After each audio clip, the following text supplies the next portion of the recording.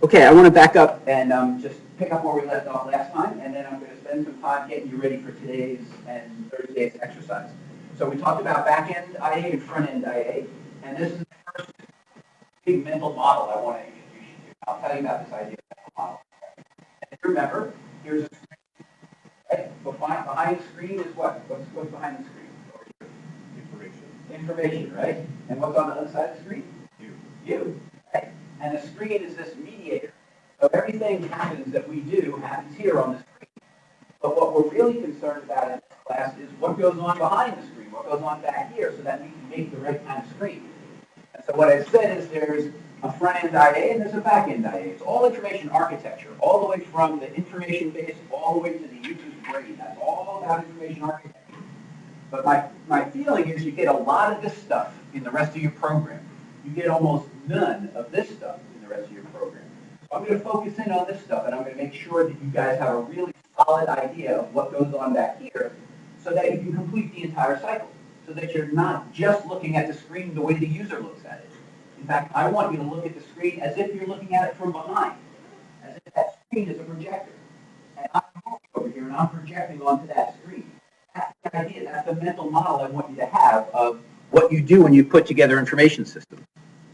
Okay, so this is the stuff, right? This is the stuff that we're usually focused on. What happens on the screen? What's going on there? What's the look and feel of it? The design of it? What's the layout of it? What goes where on the screen? Where's the information? Where's the navigation? How's everything labeled? And probably what a lot of you guys focus on almost entirely is what can you do? What's the functionality? What's the interaction that happens on that screen? And then finally, how do you make that happen? What's the technology? HTML, CSS, Java, etc. Okay, so that's where we landed last time. The idea that behind the screen is the information. Wherever it is, we're going to work with relational databases here, but it could be a lot of things. On the screen is the user, and that's what's between the user and the information is that screen. We got to make stuff happen on that screen. We're going to project the layout, the look and feel, etc., onto the screen. And the viewer, the user, is going to look at that screen as if it was kind of a movie. But we're the projector. Okay, I want to give you this idea of mental models. We're not going to have a lot of time to spend on mental models, but it is a really, really fascinating idea that before you design anything, you better know a lot about what the user thinks, what that person thinks, what's in their mind, what do they come to it with, what are their assumptions, what are their expectations, and all of that stuff in order to do good design. Like I said, we're not going to dive into it. This is an awesome book by India. You can't really see her name there, but if you're interested in the subject, this is a really readable, really quick book. And I might even have a copy or two of it that I can lend out if you're interested.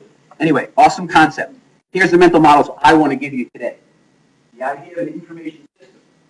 So I'll talk about it a lot, and they're the general purpose term I use for anything that has this idea of information behind it, and then user on the other side of the screen looking at it. So this is the mental model I want you to have. There's storage, and there's display. So this display, by the way, is the screen. I don't have a user over here, so I'm only going as far as the screen, because we're talking about the back end.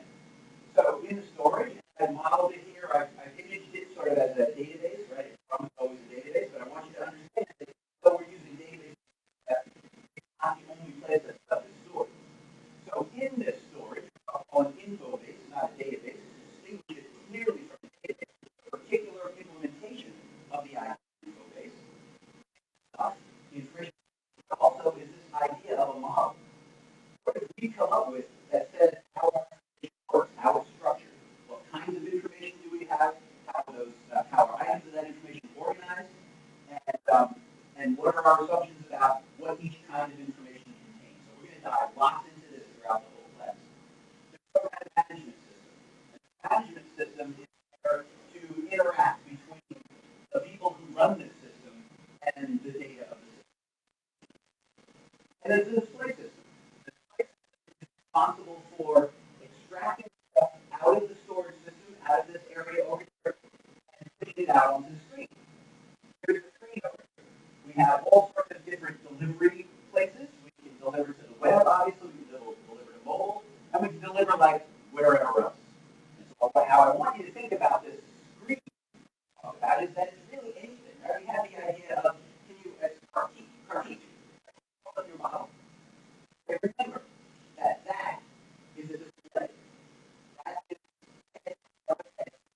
So they might have water bottle down here as one of their places. They want to effectively move information from where it's stored onto that water bottle as well as onto every other output that they have. Now, in addition, there's also this whole other thing going on here, which is authoring. Authoring, as you'll see in the example that I show you in just a minute, is exactly the same as display. The only difference between authoring, which is getting information in here, which is showing information that's in there, is one is only, which one is only. That's right. This is where I display stuff, and you don't get to change it. This is where I display stuff, and you get to change it. Right? This is read-only. And they're not necessarily separate, as we'll see in just a few minutes. And read-only on the same page. And so this display world is all about being able to show what's already in there and also being able to get new stuff in there. So mental model number one. This is how an information system works from the back end to the screen. We have storage. There's a management that allows us to work with this stuff as the owners of it. There's a display system that allows us to project it out onto the screen. And the screen itself is a way to get information in, also information out. Okay, so with all these mental models, I'd like you to have them sort of in that pocket as ways of understanding what's going on. So that's the idea of an information system. Here's the here's the idea of how this stuff moves. This is a typical cycle. This is a typical cycle that hopefully is not really unclear to you guys before. But what I want to do is I want to put it in your head very solidly as this is how it works. This is how things happen. I can start really anywhere, but I'll start here. Actually, I'll start here. There's a page that's displayed, right? Just imagine a web page in your head. Click goes somebody on the web page. Click is a triggering action that says, transmit a request back to my server, back to wherever my system is. It doesn't necessarily have to be on a server, but imagine it's a web server. So click, transmit request. And have in your mind what that means. And what happens? A URL gets sent to the server, right? Everybody gets that much, right? Click, URL gets sent to the server. URL, as we'll see in a minute, contains a ton of information. Enough information, actually, that the server, when it gets it, can toss that into a request, can put it into different categories, different pieces of parts, and use it as a command. Do what? Build the next page. I build the page. I transmit the page from the server. So basically, along this line, this is fine. This is transmit the page. Now I have a new page displayed with a bunch of new clicks on it. User clicks somewhere else. That click transmits a request. That request is parsed by the server. The server figures out from that request what the next page to build is. Builds that page, transmits that page. We go round and round and round. They get that idea. It's a cycle. It's a round trip from user to database back to user. Really, what's going on here, and that's what I want to emphasize here, is that this build page is really just a mechanical process. What's really happening is user, through this click, requests the information from the info base. Server is figuring out what information to get from the info base and have the page together that shows all that information in the right way. Now, information, as we'll see very soon, is really two major things. There is the information types, the article like we talked about last time, and then there's the organizational structure that are also revealed or rendered on the page. Okay, so here's mental model number two. Mental model number one, how does an info system work? It's a line from storage to page back to storage. Here's another mental model that says, what's the cycle of retrieving? Click, response, build page, show page, click, build, blah, blah, blah, right around and around in a circle. Okay, third mental model. I'm going to zoom in now at build page process. Our typical URL, as you probably already know, says how to transmit this xyz.com says request goes to xyz.com. xyz.com is a computer program. On xyz.com, what program program.php is program.php is the recipient of the click. You can imagine click here. Click, this is the request that's transmitted. That's everything you need to figure out where does that request go to and what does the program on the other side of that request need in order to make the next thing happen. In this case, there's an order ID and there's a customer ID. So the request not only says go to xyz.com, not only says program.php, but program.php wants you to tell it the order and what customer we're talking about. Now, hopefully, this is like brand new stuff to you. This is kind of putting what you want to know, what you've already seen in a mental model. So here's our data layer, right? Here's our info base, as we call it. There's customer information, there's order information. Order ID tells the program what order is going to be put on this build page. The customer ID says what customer is going to be on this page. So all I have to do is vary the customer in the order, and I'll get a completely different page. Not really. What I get is the same template, the same look and feel, the same structure of the page, but different stuff built in. So here's the problem. Request. The data is laid into a template, and we're going to work lots with templates in this class. Template in a standard way, and then that's the built page that gets sent back to the user. Okay, mental model number 3, the way that a page is built. And we're going to use this one. This is going to be a big one that we work with a lot in this class. Put into a standard layout, a template, and that standard template is user, and they see it as a built page. Now, what does the user do? Click.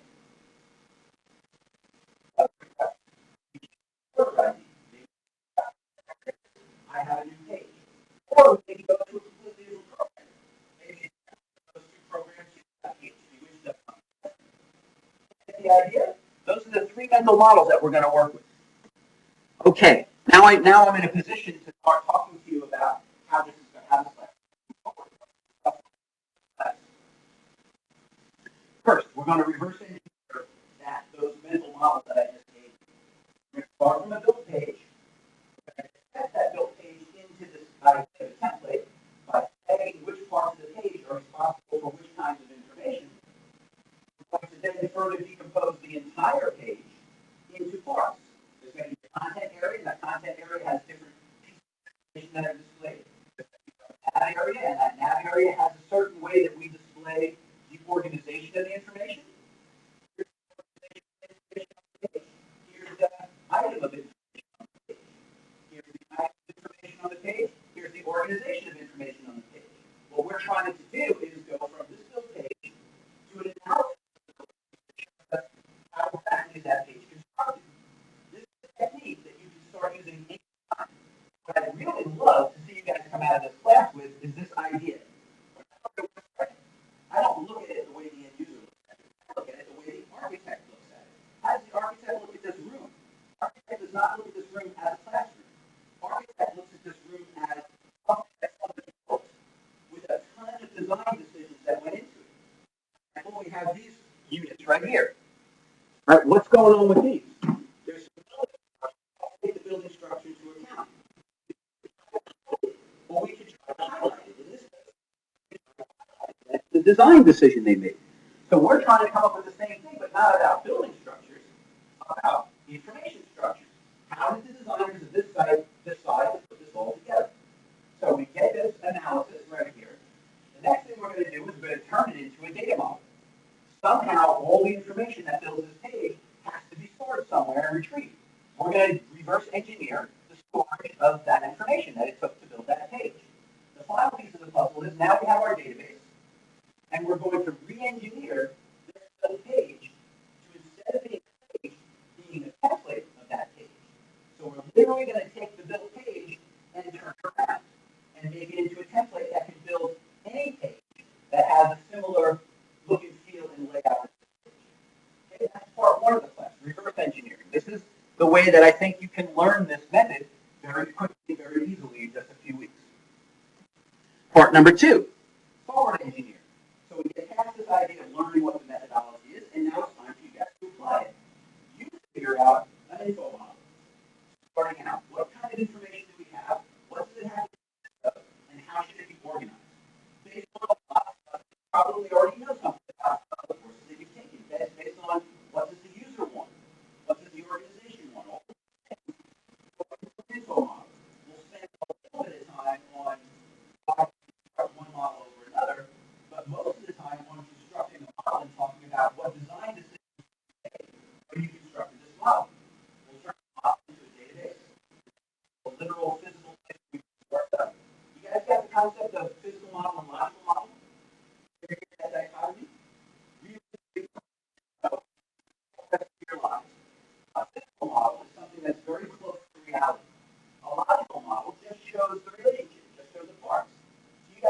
TRDs and database classes.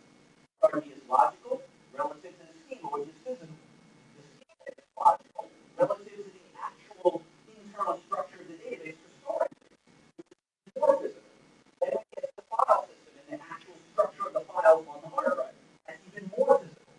Then we get to the electronics and the bits and what it takes to actually store a file on the computer. That's even more physical. The idea logical is more abstract, physical is more concrete. Now, would you ever think to start to design a file system before you create a database? No. There's some level of concreteness that you take for granted. Where you kind of think you live is here in this level. But I want to show you a level beyond that. If you have a logical model of how we create a database, an info model is a logical model of who wants what kind of information and why and how. That's one level up, and this is a great level. If you can master this level, you're going to be king of all the projects that you're part of. The reason is because your competition is going to be at this level. And I bet you guys, at least some of you, have had this experience. I'm talking to somebody, and I start talking to them about my database, and they're like, ooh, right over their head. No clue what we're talking about. That happens all the time. Let me tell you, all the time in projects, the techie person is talking about the database, and nobody else on the team has talking about the technical. It's too physical. They live in a much more logical world. If you can master the logical world, have a way of talking about this stuff, because there's an obvious map. But talking about it in a way that people can understand and help you work things out. So, we'll start with an info model. We're going to implement that info model inside an actual physical database.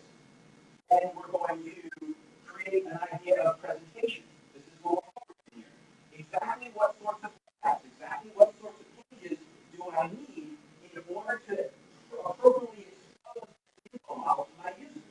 Again, we need to know a lot about our users to do that. So part of this presentation model has a lot of design ideas in it. Then we're going to use this presentation model to, at the very least, create a set of templates. Templates, as I said before, they're like programs. They're little programs that say, how do I get out stuff from the database that creates a built page? Now, here's where I'm not positive what we're going to do yet. What you all do is you create code. You code that says, on the click, what do I do?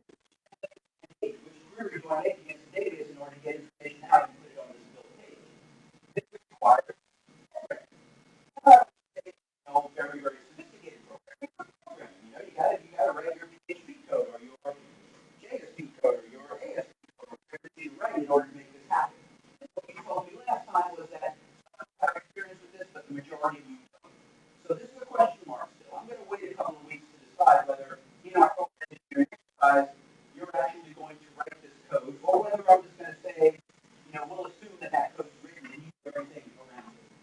We're definitely going to do info model. We're definitely going to do database design. We're definitely going to do presentation model. We're definitely going to do templates.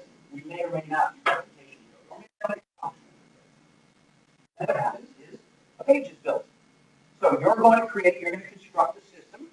That system from the data model, from the info model, delivers the right information in the right way to your user, laid out in a particular way with the kind of navigation that they need. This is a very sort of back-end view of the information architecture process. You can imagine, here's the screen, and there's all the stuff on this side of the screen.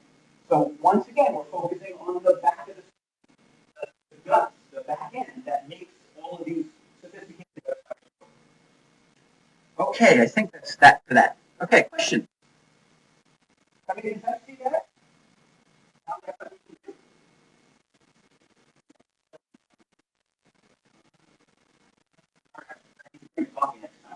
right, let's move on. So now that's all the conceptual.